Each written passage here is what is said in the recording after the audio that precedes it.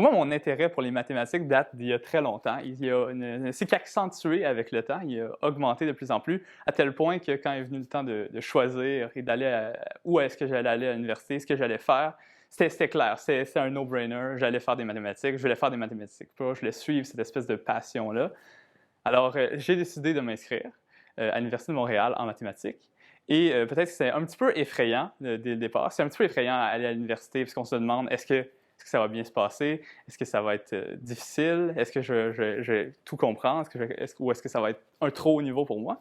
Mais pour ma part, je trouvais que la transition s'est très bien faite. C'était très doux, les professeurs sont compréhensifs, ils savent à qui ils ont affaire, ils savent que c'est des étudiants de cégep. C'était un choix difficile de choisir les différentes universités, mais je trouvais que l'Université de Montréal offrait une grande variété de cours, beaucoup de cours qui me semblaient très intéressants.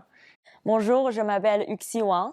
J'ai fait mon baccalauréat dans le département de mathématiques à l'orientation de statistique.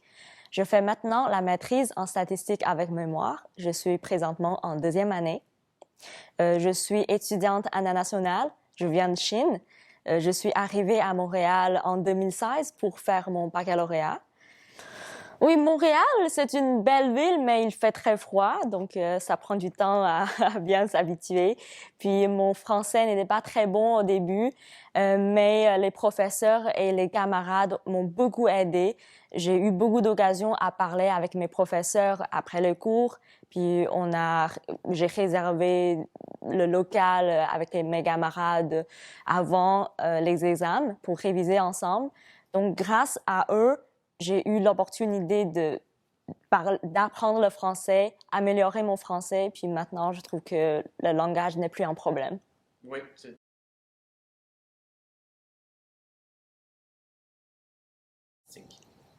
Le programme, en première année, il y a beaucoup de troncs en commun pour toutes les orientations.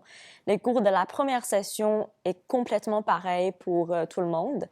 Alors, c'est aussi facile et flexible de changer votre choix si vous décidez d'aller aller dans une autre orientation. Par exemple, moi, le cours de l'introduction à la statistique en toute première session était particulièrement intéressant pour moi.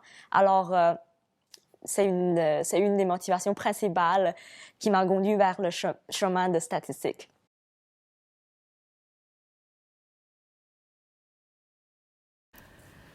Un autre aspect positif de la diversité des cours, c'est que ça donne des bons outils pour les stages.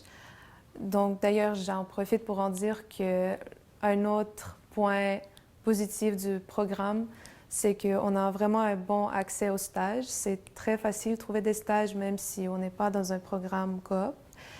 Donc, moi, j'ai eu 2 stages. Un dans des compagnies pas complètement, mais quand même différentes. Un, c'était à Deloitte, qui est un cabinet d'audit international. Et un autre, c'était à Mercer, que c'était un conseiller en investissement mondial aussi. Donc, les cours en assurance vie, par exemple, m'ont bien préparé pour le stage à Deloitte. J'avais même un projet à Deloitte à faire où il fallait directement appliquer les formules vues dans le cours en pratique. Donc, ça, c'était très utile. Donc, les cours m'ont aidé pour faire les stages, mais d'un autre côté, les stages aussi m'ont aidé à continuer le parcours au baccalauréat et même plus loin, parce que durant les stages, j'ai vu comment la théorie peut être appliquée.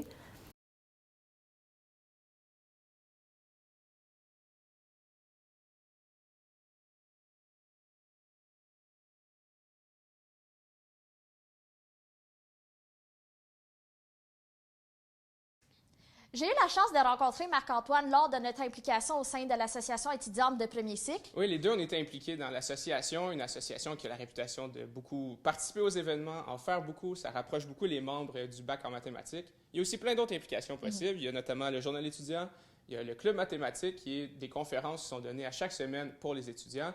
Il y a aussi le club de modélisation. J'ai eu la chance de faire une compétition de modélisation. J'étais épaulé par un professeur et c'est comme ça tranquillement qu'on participe à la vie étudiante. Puis avec ces événements qui sont organisés au sein de notre département, on a aussi des engagements et des alliances avec les autres départements aussi. Par exemple, j'ai eu la chance d'être présidente des séminaires universitaires en mathématiques à Montréal, qui regroupe les 4 universités montréalaises pour organiser une fin de semaine de conférences pour les étudiants au premier cycle. Donc, il y a à la fois des conférences données par des professeurs, mais aussi par les étudiants qui présentent leurs recherches. Donc, c'est vraiment un beau moyen de pouvoir s'intéresser, mais aussi s'initier au domaine des mathématiques, mais aussi au milieu de la recherche. Et c'est dans ce genre d'événement-là qu'on voit vraiment comment les mathématiques, c'est très large. On peut toucher à plusieurs sujets. C'est comme ça que moi, j'ai trouvé ma spécialité, un peu la modélisation et les mathématiques appliquées. Puis moi aussi, c'est un peu dans ce genre d'événement-là, mais aussi grâce aux stages d'été. Les stages d'été, justement, des fois, on a aussi des bourses, on a du financement avec les professeurs, puis ça nous permet de vraiment s'intéresser en recherche. Moi, personnellement, j'ai fait un stage de recherche au département de didactique des mathématiques à l'Université de Montréal. Puis maintenant, je vais pouvoir aussi faire une maîtrise au sein du département en co-supervision avec un professeur du département de mathématiques en modélisation mathématique, comme Marc-Antoine, justement. Et c'est avec ce genre d'exemple-là qu'on voit que le département de mathématiques est quand même ouvert à plusieurs projets. Ce que le département veut, c'est que ses étudiants s'épanouissent, fassent leurs projets. Donc là, tu es en co-direction en mathématiques et didactique et des en mathématiques. didactique. On voit que c'est vraiment 2 domaines qui se rejoignent, puis c'est vraiment le fun qu'ils peuvent se permettre ça.